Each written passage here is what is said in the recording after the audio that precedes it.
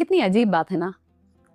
हम एक ऐसे दौर से गुजर रहे हैं जहां इंसान की पहचान उसके किरदार से कम और उसकी जात, मजहब और नाम से ज्यादा की जाने लगी है।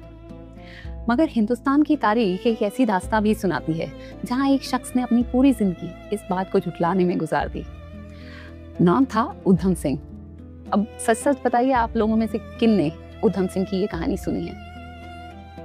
अगर नहीं सुनी तो आज जो कहानी आप सुनने वाले हैं वो सिर्फ एक इंसान की नहीं, 21 साल तक निभाए गए एक वादे की कहानी है। तो साल था 1919, जलियांवाला बाग। बैसाखी का दिन था। हजारों लोग एक शांत सभा के लिए इकट्ठे हुए थे।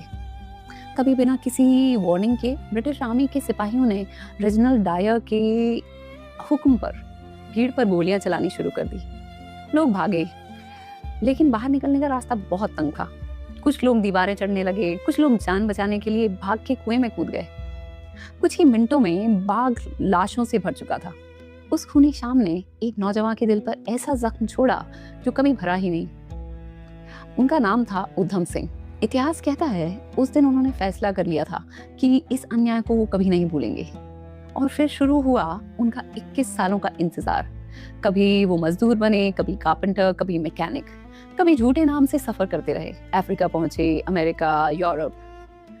तो उनकी ज्यादातर जिंदगी छुप कर गुजर रही थी। ना शोहरत मांग रहे थे, ना तालियां, सिर्फ एक मौके का इंतजार कर रहे थे। और फिर 13 मार्च 1940 लंदन का कैक्सटन हॉल, एक पब्लिक मीटिंग चल रही थी। वहां मौजूद था माइकल ओडॉयर, जिसने पंजाब में उस दौर की कठोर नीतियों का समर्थन किया था और जिसके कारण ही जलियांवाला बाग हत्याकांड हुआ था। मीटिंग खत्म ही होने वाली थी। उधम सिंह आगे बढ़े और गोलियां चला दी। माइकल ओडॉयर वहीं गिर गया।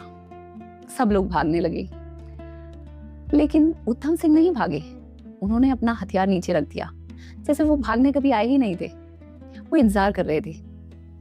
कोर्ट में जज ने पूछा, तुम्हारा नाम क्या है? उन्होंने जवाब दिया, राम मोहम्मद सिंह आजाद। एक नाम जिसमें राम भी था, मोहम्मद भी था, सिंह भी, और सबसे आखिर में आजाद। जैसे वो कहना चाहते हो, आजादी किसी एक धर्म की नहीं होती। 31 जुलाई 1940 उधम सिंह को फांसी दे दी गई, लेकिन मौत भी उनकी कहानी का आखिरी पन्ना नहीं बनी। 1974 में उनके अवशेष भारत वापस लाए गए। हजारों लोग उन्हें श्रद्धांजलि देने के लिए सड़कों पर उतर आए। और आज भी जब जलियांवाला बाग का नाम लिया जाता है तो सिर्फ एक कत्लेआम याद नहीं आता, एक ऐसा इंसान भी याद आता है जिसने नफरत से नहीं, याद से जीना चुना था और 21 साल तक अपना वादा निभाया।